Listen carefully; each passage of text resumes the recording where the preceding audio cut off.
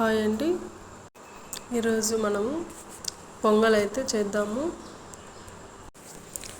3/4 glass rice, 1/4 glass పెసర్లు అర్ధగంట ముందే నానబెట్టుకున్నాను.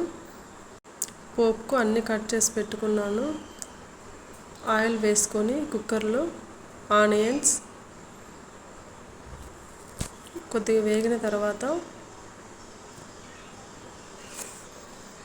సాసవులు, ఆలు, మిర్చి కట్ చేసుకున్నవి, మిరియాలు అన్నీ వేసుకొని బాగా వేగిన తర్వాత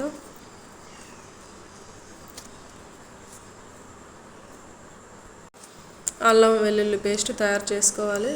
మిక్సీ పట్టుకొని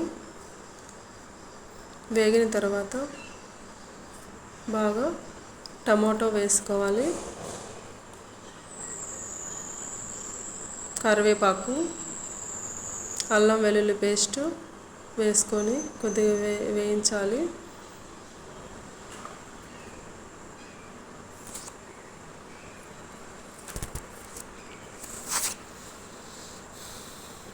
దానిలో సాల్ట్ 2 స్పూన్స్ సాల్ట్ వేసుకొని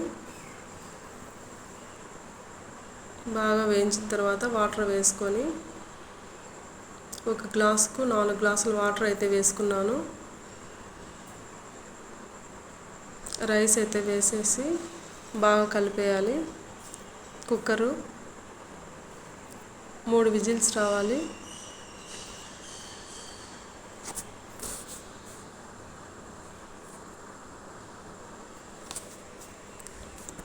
వచ్చిన తర్వాత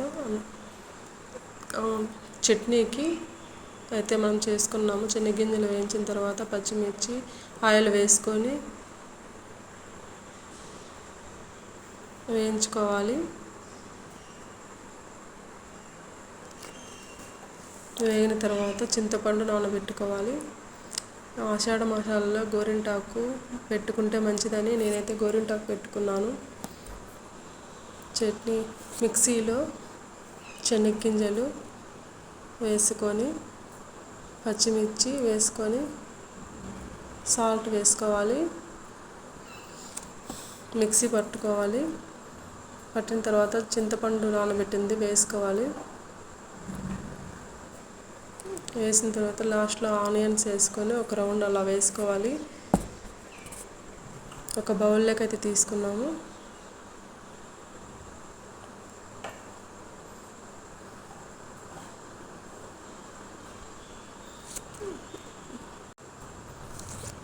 ఒక గిన్నెలోకి తీసుకొని పొంగలి చట్నీ వేసుకొని చాలా బాగుంటుంది. మీరు కూడా ట్రై చేయండి.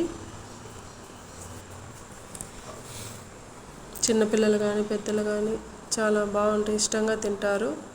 ట్రై చేయండి.